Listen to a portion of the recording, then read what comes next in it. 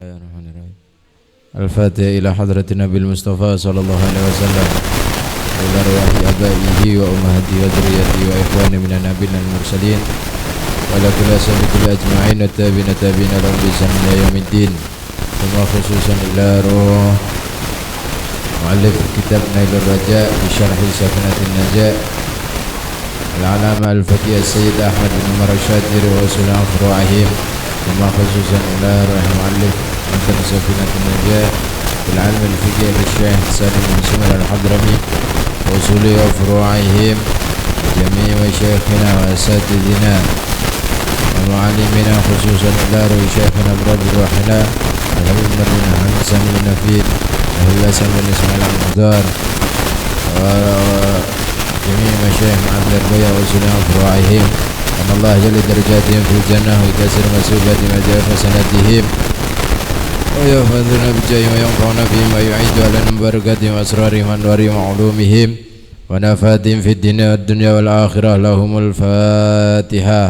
أعوذ بالله من الشيطان الرجيم. بسم الله الرحمن الرحيم. الحمد لله رب العالمين الرحمن الرحيم مالك يوم الدين إياك نعبد وإياك نستعين اهدنا الصراط المستقيم صراط الذين أنعمت عليهم غير المغضوب عليهم ولا الضالين آمين. Bismillahirrahmanirrahim. Nawaitu ta'allum wa ta'lim wa tadhakkur wa tadhkir wa nafa wal intifa wal ifadah wal istifadah wal hatsa ala tamassuki bi kitabillah wa sunnati rasulih wa du'a ila al huda wa dalalata ala al khair ibtigha wajhillah wa mardatihi wa qurbihi wa sawabihi subhanahu wa ta'ala. Qala al-musannif radhiyallahu ta'ala anhu wa nafa'ana bi fid dharain amin. Berkata pengarang kitab dari kitab Safinatun Najah yakni Syekh Salim bin Sumair, mudah-mudahan kita mendapatkan manfaat dari beliau, manfaat di dunia dan akhirat, amin. Kemarin kita dikasih tahu sama beliau macam-macam hukum bagi orang yang diharuskan atau orang yang membatalkan puasa di bulan Ramadan, dan juga konsekuensi bagi orang yang membatalkan puasa Ramadan, yang mana masing-masing ada 4. Hukum bagi orang yang membatalkan puasa ada 4 dan konsekuensinya juga ada 4, terlepas daripada kafaroh ya. Sekarang beliau memberitahu kepada kita alladzi la yuftiru mimma yasilu ilal jauf, bermula dari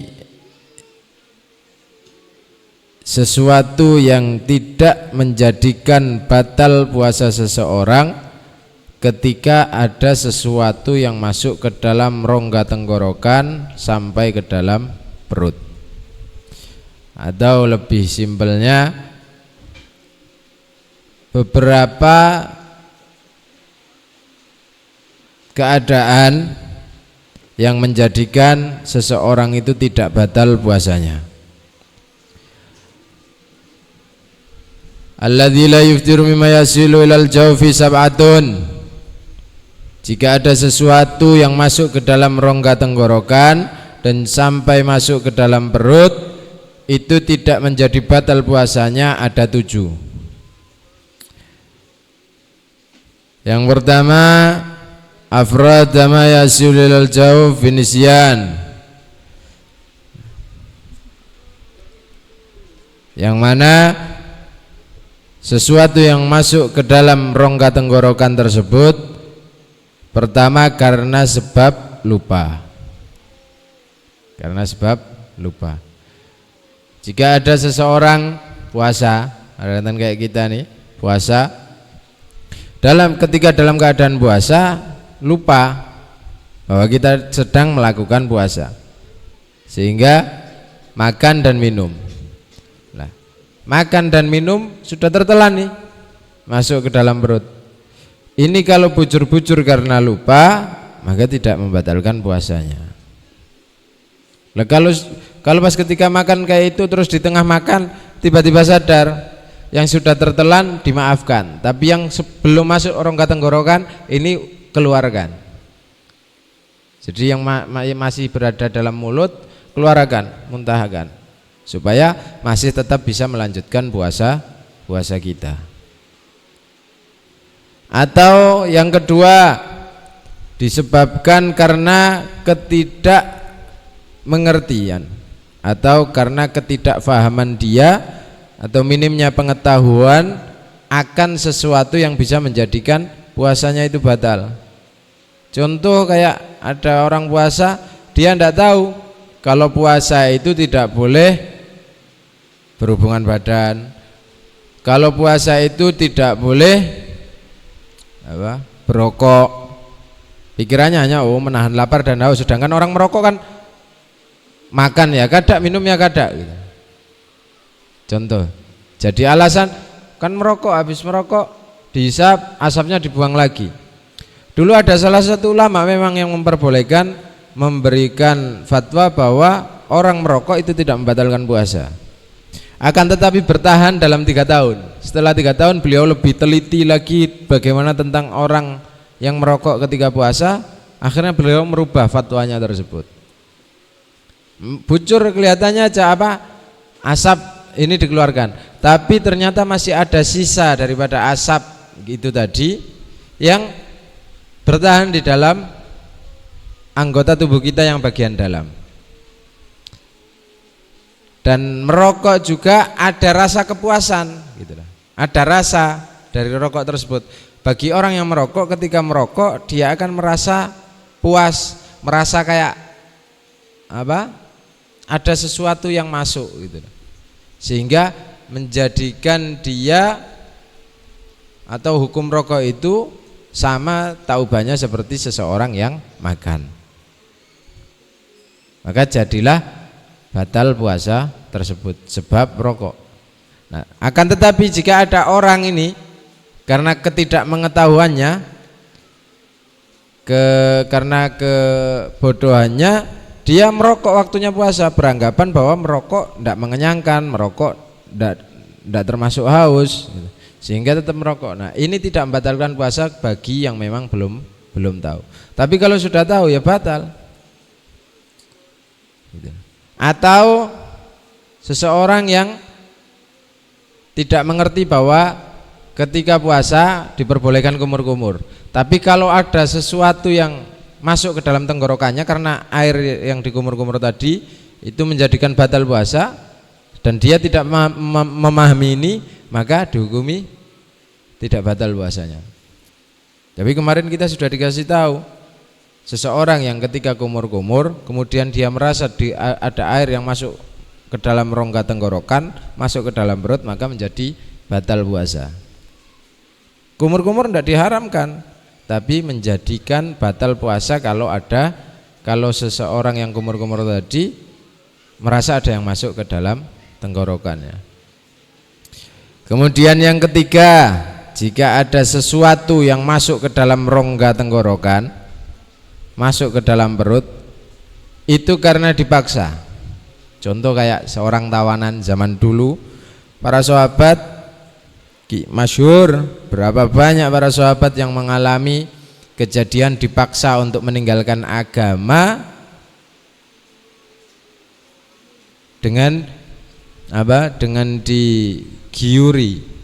Kamu kalau keluar Islam saya kasih harta, keinginanmu apa saja aku cukupi. Tapi kalau kamu tidak mau keluar daripada Islam, saya siksa kamu. Saya potong-potong tubuhmu, saya bakar jasadmu. Karena ada contoh salah satu sahabat yang mengalami ini. Bukan hanya salah satu ya, sebagian dari sahabat. Nah, jika ada seseorang ini disuruh makan ketika dia sedang berpuasa, puasa Ramadan loh ya. Kalau puasa sunnah, kalau jangankan dipaksa, kita ini kalau puasa sunnah nih, puasa Senin Kemis sunnah. Sedang puasa Senin Kemis, datang bertamu ke rumah orang si tamu ini tidak tahu gitu loh kalau kita sedang puasa, sehingga ketika kita sampai di situ disuguhi makanan, minuman. Lah ini kita tidak boleh kok mengatakan oh maaf saya sedang puasa, tidak boleh. kita dianjurkan untuk memakan itu tadi. Karena ikramud duyuf, si tuan rumah sudah ikramud duyuf, ingin menyenangkan tamunya, ingin menjamu tamunya. Lah kita yang sebagai tamu tidak boleh mengecewakan terhadap tuan rumah. Itu kalau puasa sunat. Tapi kalau puasa wajib tidak boleh. Kalau puasa wajib tidak boleh. Jadi ketika Ramadan kok kita dipaksa makan, itu tidak batal. Setelah dipaksa memang, contoh ketika kita puasa terus kita punya gerombolan teman yang mungkin kurang baik akhlaknya, kurang baik pergaulannya, sehingga ayo makan, sudah makan, kita tetap ingin mempertahankan puasa. Kamu kalau ndak mau makan, ndak saya antar pulang misalkan kayak gitu. Sehingga apa, terpaksa kita harus makan. Lah ini tidak menjadikan batal puasa kita. Selanjutnya kita boleh melanjutkan puasa kalau memang benar-benar karena dipaksa loh ya makannya tadi. Tapi kalau kita memang sudah dipaksa, dipaksa nih, makan aja dah, kena lanjut puasa pulang. Nah, ini bukan dipaksa, ini dasar handak kayak itu. Apalagi kalau direncanakan, kena paksa saya lah supaya makan kayak gitu. Allah. Nah, kalau yang pertama tadi kan karena lupa gitu. Nah, yang namanya orang lupa dihukumi dimaafu itu. Biarpun sudah makan setengah piring kah atau minumannya ringan, yang masuk ke dalam perut pan rizq minallah. Itu rizki daripada Allah Subhanahu wa ta'ala. Kemudian yang keempat, wabijaroya nirikin bima baina asnani wa qad ajaza an majili udhrihi wa ma wasala ilal jawf.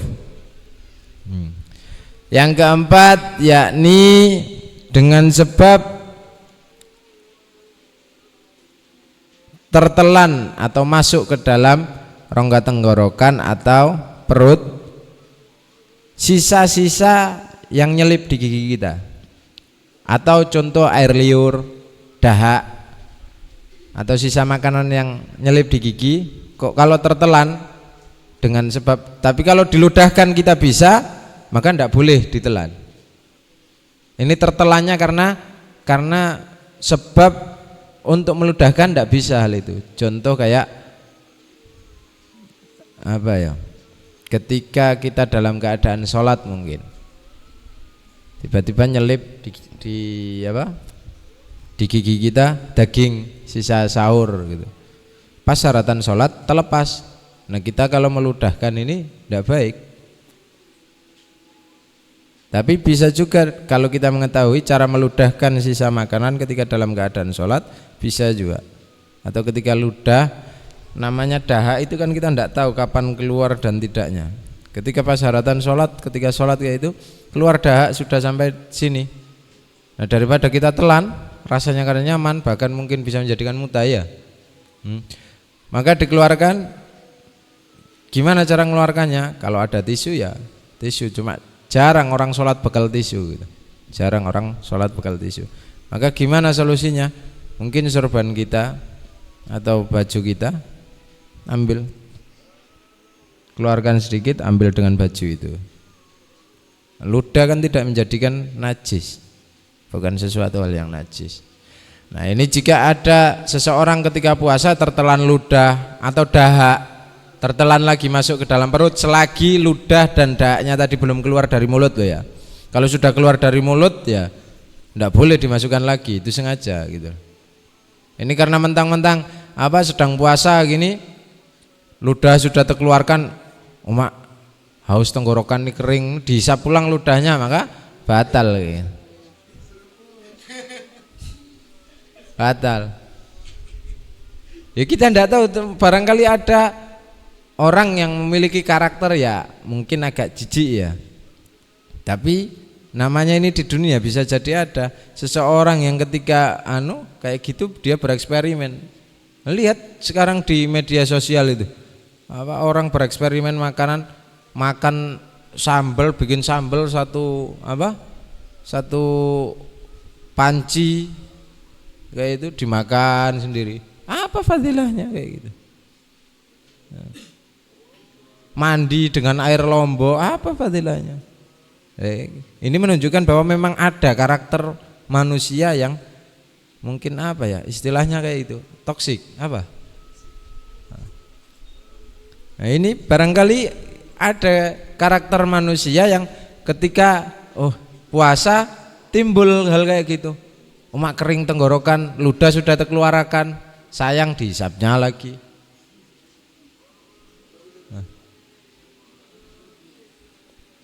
Nah.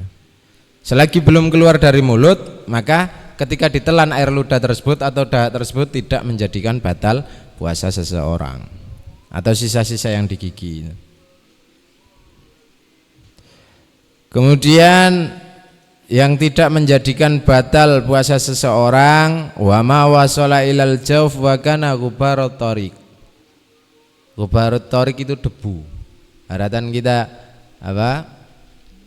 berkendaraan, kita itu kan tidak tahu ada yang masuk atau kada dari debu itu, polusi udara, debu beterbangan. Nah itu kalau debu jalanan itu ada yang masuk ke tenggorokan kita sampai masuk ke dalam perut, itu tidak menjadikan batal puasa kita, tidak menjadi batal. Baik itu debu tersebut, kayak di sini kan banyak itu anjing liar berkeliaran, itu kan berarti kan siapa tahu debunya tadi bekas terkena liur anjing. Nah itu tidak termasuk tolak ukur. Kita tidak bisa mengetahui debu ini tadi yang terbang ini terkena najis anjing atau kada. Makanya di sini disebutkan apa? Meskipun itu najis mughaladah, ini menurut Imam Romli. Menurut Imam Romli meskipun itu debunya najis, itu tidak menjadikan puasa seseorang batal. Karena tidak tahu, susah.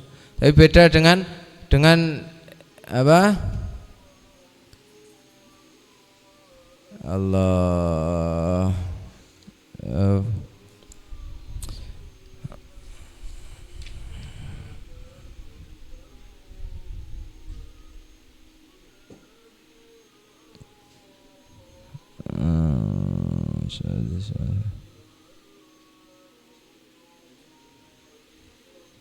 beda dengan menurut Imam Ibnu Hajar. Imam Ibnu Hajar mengatakan apa? An najisa yadur mutlaqan. Kalau memang itu sesuatu yang najis maka menjadikan rusak mutlak. Tapi kita kalau memang tahu bahwa debu yang masuk tadi itu memang najis. Tapi kalau tidak najis, ini kalau Imam Ibnu Hajar. Tapi kalau menurut Imam Romli itu tidak menjadi tolak ukur apakah najis kadanya. Jadi lebih aman mengikuti Imam Romli aja. Daripada fikih mazhab Syafi'i kebanyakan ini yang dua tokoh ini yang sangat masyhur antara pendapatnya Imam Romli atau Imam Ibnu Hajar. Jadi jangan mentang-mentang nanti ketika perjalanan tertelan debu tadi, misalkan apa, debu mengumpul jadi satu genggaman gini masuk ke dalam mulut.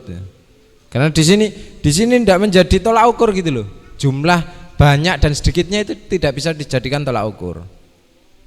Meskipun kita sampai kekenyangan nelan debu tadi yang masuk ke dalam mulut, tidak menjadikan batal puasa. Wa ma wasala ilaihi wa kana gharbalatat daqiq. Ini khususnya bagi kaum Hawa yang suka masak ini. Dan tidak menjadikan batal puasa seseorang jika masuk ke dalam rongga tenggorokan atau masuk ke dalam perut gandum, serbuk gandum atau tepung. Sampean haratan nuang sajiku atau tepung bikin adonan gitu kan, ketika nuang kan mereka ada yang terbang gitu. Nah itu kalau saya masuk ke dalam mulut kita, masuk ke dalam perut, itu tidak menjadikan batal. Beda kalau dasar memang sampai memasukkan ke dalam mulut, itu batal gitu. Audzubaban ta'iron, atau kemasukan lalat. Haratan berjalan masuk lalat. Masuk lalat atau nyamuk. Ini tidak menjadikan batal puasa. Atau masuk kecoa, tidak menjadikan batal puasa, tapi karena menjadikan darurat bagi dirinya, madorot bagi dirinya, mau kecoa nang kayak itu masuk ke dalam mulut kayak apa rasanya, menjadikan madharat, sehingga apa? Batalkan aja puasanya. Tidak apa-apa, batalkan puasanya, minum gitu. Atau keluarkan. Tapi kalau sekira kayak lalat atau nyamuk gitu masuk, tidak batal puasa. Au nahwiya, di sini contohnya au nahwiya atau sesamanya. Ya termasuk hewan-hewan kecil yang suka berterbangan itu selain nyamuk dan lalat apa? Itu kalau masuk tidak membatalkan puasa. Nah, ya. Inilah 7 perkara yang tidak menjadikan batal puasa seseorang jika itu masuk ke dalam mulut atau rongga tenggorokan kita sampai ke dalam perut. Yang pertama, sesuatu yang masuk itu dikarenakan sebab lupa. Yang kedua, karena sebab kebodohan atau tidak mengerti. Yang ketiga, karena sebab dipaksa. Yang keempat, itu air ludah atau dahak atau sisa-sisa yang nempel di gigi yang tertelan karena sebab kita susah untuk mengeluarkannya. Yang kelima, debu jalanan yang masuk ke dalam rongga mulut itu tidak membatalkan puasa. Yang keenam, serbuk tepung atau gandum itu juga tidak membatalkan puasa ketika masuk dalam tenggorokan. Dan yang terakhir, sejenis lalat atau nyamuk yang masuk ke tenggorokan kita itu tidak membatalkan puasa. Ya. Dari sini ada yang mau ditanya. Ini dalam kitab ini menjadi bab terakhir daripada penjelasan puasa. Esok insya Allah kita baca beberapa hadis tentang keutamaan bulan Ramadan ya. Beberapa hadis di sini ada cuma dalam bentuk PDF. Dalam bentuk PDF di sini disebutkan ahadisu fisyam, beberapa hadis yang menjelaskan tentang puasa, yang mana di dalamnya keutamaan dan fadilah orang-orang yang melaksanakan puasa Ramadan. Ada yang mau ditanya? Kalau telinga kemasukan air, kalau kemasukan air, artinya ketika kita mandi kemasukan air, tidak batal. Yang menjadikan batal itu ketika karena kebiasaan kita nih, kalau kemasukan air itu dimasukkan lagi air supaya memancing air yang sudah masuk pertama keluar. Nah, air yang kita masukkan secara sengaja ini yang menjadikan batal. Itu yang menjadikan batal. Kalau kemasukan airnya itu tidak sengaja, yang pertama, kemasukan air yang pertama itu tidak menjadi batal puasa kita. Mandi ke laut tidak ada masalah, tidak batal. Cuman ditakutkannya kita tidak bisa menjaga. Contoh kayak ketika mandi di laut, siapa tahu sampai karena kemarau nih misalkan, kemarau air tidak ada, sehingga habis buang air besar bersucinya dengan air laut atau terjun ke laut. Terjun ke laut situ bersuci habis berak, atau beraknya di laut juga. Nah, atau buang air besar di dalam air itu bisa menjadikan batal puasa. Karena apa? Ketika kita mengeluarkan kotoran tuh, lubang burit itu ketika mau menutup, air itu masuk ke dalam. Nah, ini menjadikan batal puasa. Tapi kalau mandi ke laut tidak ada istilah kok haram atau dilarang. Cuma kita bisa tidak menjaga antisipasi supaya tidak ada air yang masuk ke tenggorokan atau air yang masuk ke telinga atau melalui lubang-lubang yang ada di dalam tubuh kita. Kalau kita sudah yakin, oh jelas ada yang masuk nanti, mendingan tidak usah mandi ke laut, mandi di rumah aja.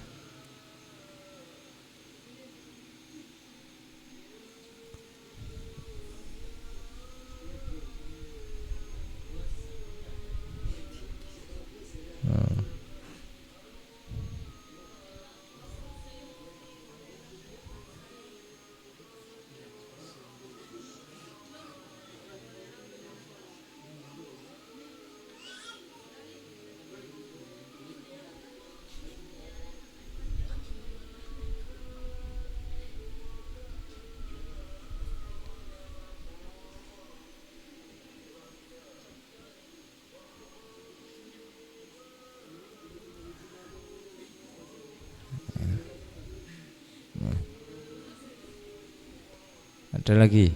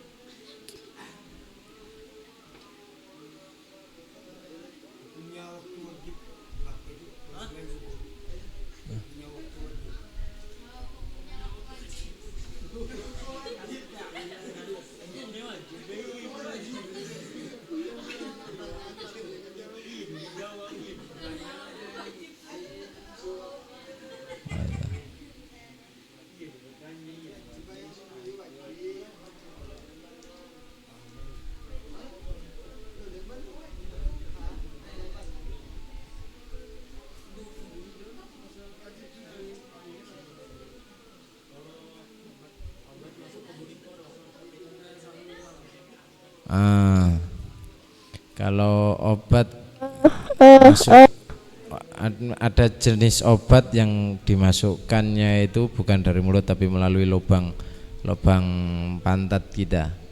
Contoh kayak penyakit hernia atau penyakit-penyakit yang lain yang memang mengharuskan obatnya itu dimasukkan ke dalam lubang furit. Nah, ini bagaimana hukumnya? Ya batal puasa, batal puasa.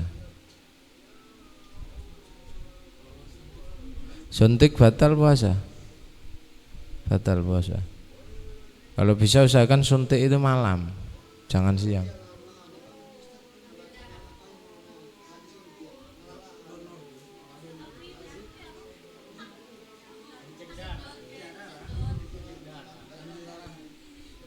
Kalau diambil darah kan itu ada yang masuk ke dalam rongga tubuh kita enggak?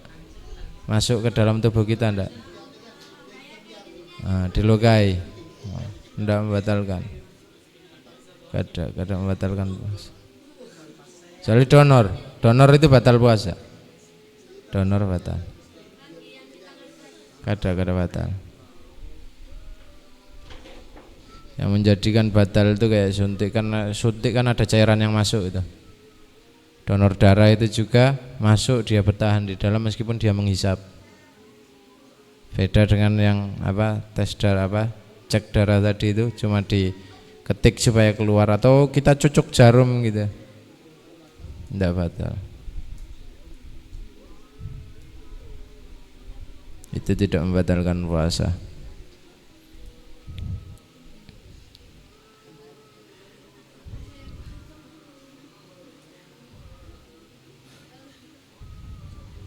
Ini kemarin ada yang tanya, salah satu teman kita bertanya karena dia melihat ada salah satu video daripada Bagrus Kumpul yang mengatakan bahwa Bagrus Kumpul itu jika seseorang masih ada sembahyang fardu qadhaan di dalam puasa, maka sembahyang tarawihnya kada sah gitu.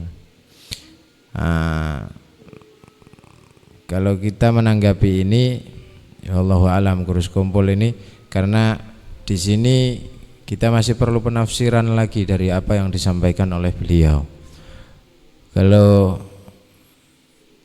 dengan keminiman ilmu kita, statement yang seperti itu mungkin yang dimaksud seperti ini.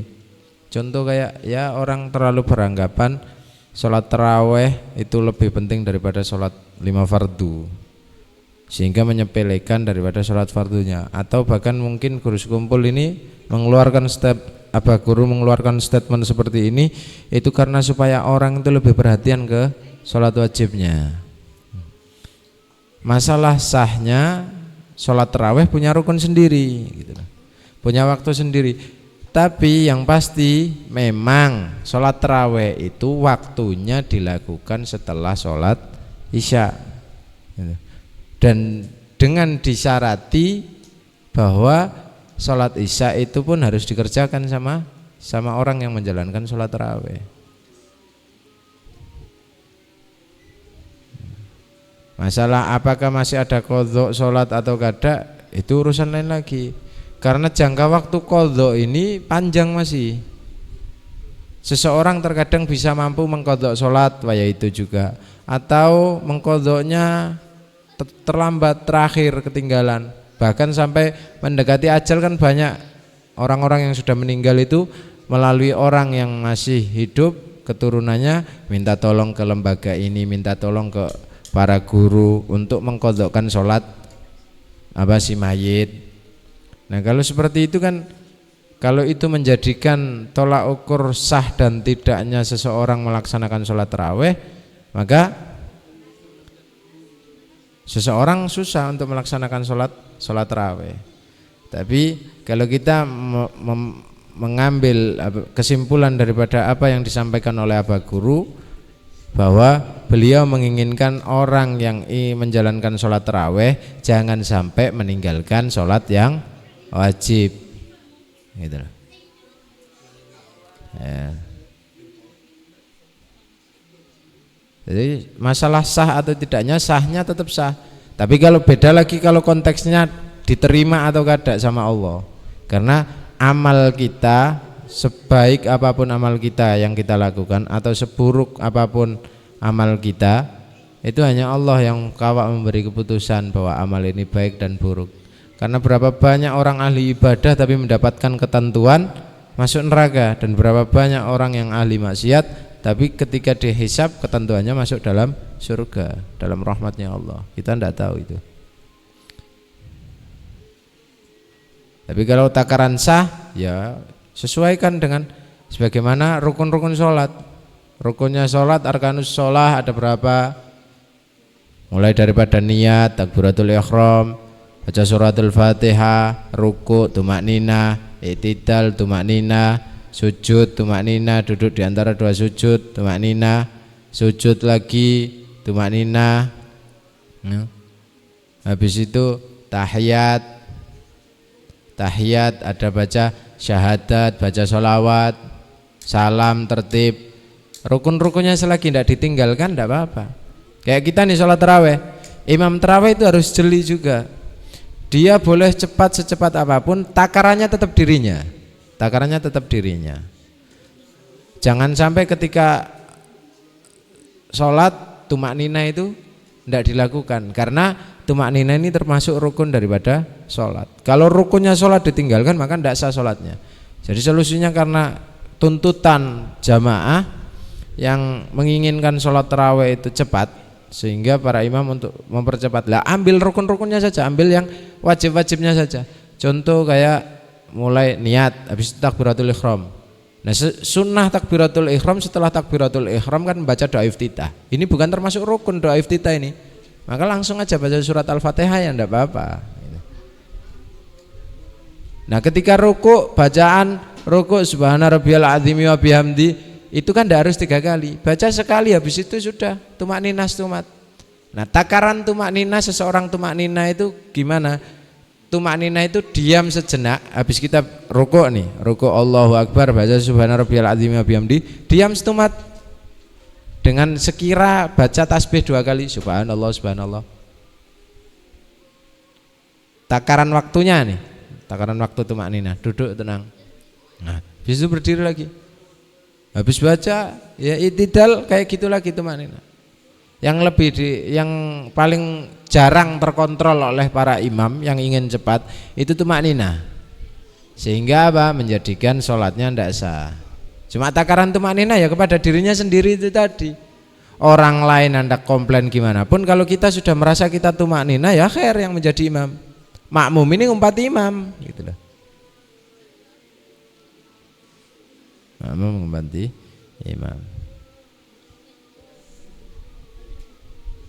Nah, kalau misalkan tiba-tiba ada yang tanya, itu kan imamnya cepat tuh baca surat Al-Fatihah. Nah, makmum ini kan baca Al-Fatihah setelah imam. Tapi makmum membaca Al-Fatihah setelah imam itu tidak wajib juga. Tidak wajib. Kita jadi makmum, imam sudah baca Al-Fatihah. Kalau kita tidak sempat baca Al-Fatihah, kita diam aja, nyimak apa yang dibaca imam itu gini, sudah cukup itu. Sudah cukup. Makanya imam itu menjaharkan bacaan. Dan imam sangat ditekankan, bahkan di dalam pembacaan surat Al-Fatihah juga sangat ditekankan. Tasdid-tasdidnya suruh diperjelas. Bedakan antara membaca Al-Fatihah di luar sholat dan di dalam sholat. Atau mau menyamakan tapi takarannya harus bagus bacaan Al-Fatihahnya.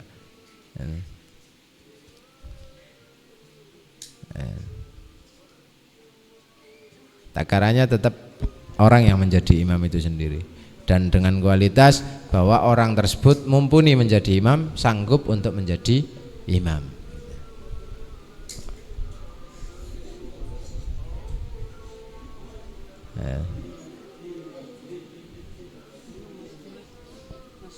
Ada lagi? Assalamualaikum warahmatullahi wabarakatuh. Waalaikumsalam warahmatullahi wabarakatuh. Ustaz, izin bertanya, apakah diterima puasanya bagi seseorang yang saling bermusuhan dan masih memiliki rasa sakit hati di bulan Ramadan? Apakah diterima puasa seseorang yang masih apa? Bermusuhan. Dan juga orang yang memiliki rasa sakit hati. Habis diputuskan siapa ikam? Sakit hati terhadap orang-orang lain. Allah. Termasuk orang yang tidak mendapatkan kemuliaan, keberkahan daripada bulan Ramadan adalah orang yang memutus tali silaturahim, memutus tali persaudaraan. Itulah. Nah, orang yang memutus tali persaudaraan, dia tidak akan mendapatkan keberkahan atau kemuliaan daripada bulan Ramadan. Puasanya itu diterima apa enggak? Kalau puasanya sahnya sah saja.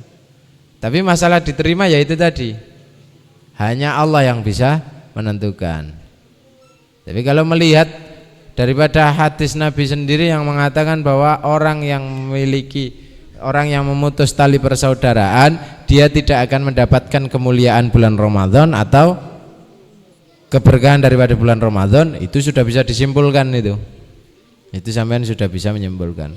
Makanya kalau ketika bulan Ramadan datang, sebelum Ramadan datang, usahakan sambung tali persaudaraan, berbakti sama orang tua, jangan suka bermusuh-musuhan atau mengadu domba.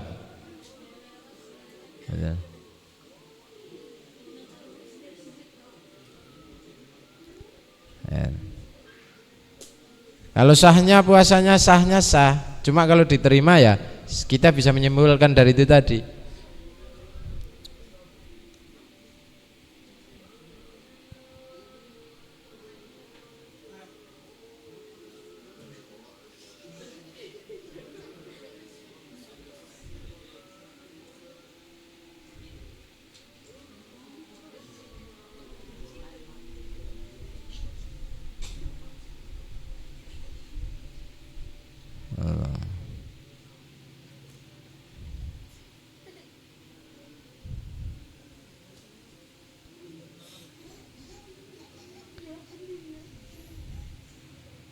Ada lagi? Pertanyaan terakhir.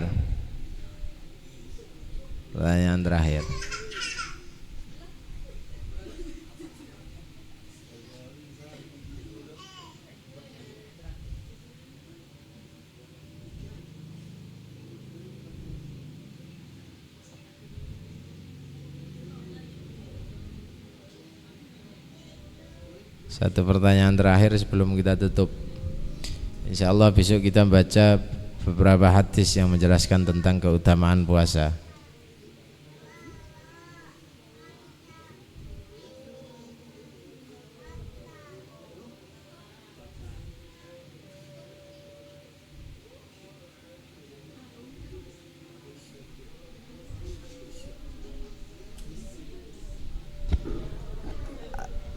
Bagaimana hukumnya orang yang masih durhaka terhadap orang tuanya? Apakah pahala puasanya diterima? Ya itu tadi sudah satu paket sama yang tadi pertanyaan Pian. Termasuk orang yang tidak mendapatkan keberkahan, kemuliaan daripada bulan Ramadan, orang yang durhaka sama orang tua, orang yang memutus tali persaudaraan, orang yang suka bermusuh-musuhan, mengadu domba. Itu termasuk orang-orang yang tidak akan mendapatkan keberkahan, kemuliaan daripada bulan Ramadan. Ya.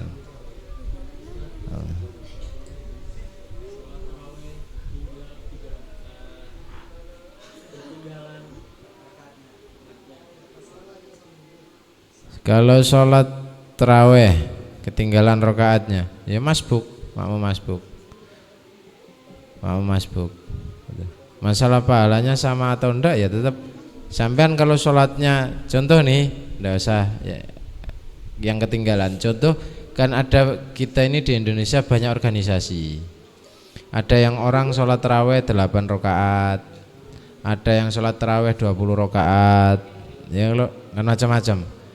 Lah ini pahalanya gimana? Apakah sama? Ya tetap beda. Sholatnya aja lebih banyak dan lebih sedikit, tetap ada perbedaan tentang pahalanya. Nah, apakah sholat kayak contoh haratan sholat, ketika sholat sakit perut, buang air besar lah ke kamar mandi, balik lagi ngumpati ya sholat biasa tetap ngiringi imam aja, sholat sunnah sama halnya kayak sholat duha gitu. Nah, sholat duha ya paling sedikitnya 2 rakaat, paling banyak ya 8 rakaat.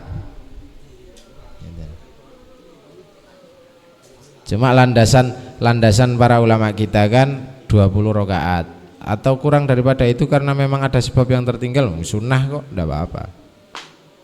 Enggak termasuk dosa gitu loh, meninggalkannya enggak termasuk dosa. Tapi kalau sampean gawi dapat pahala.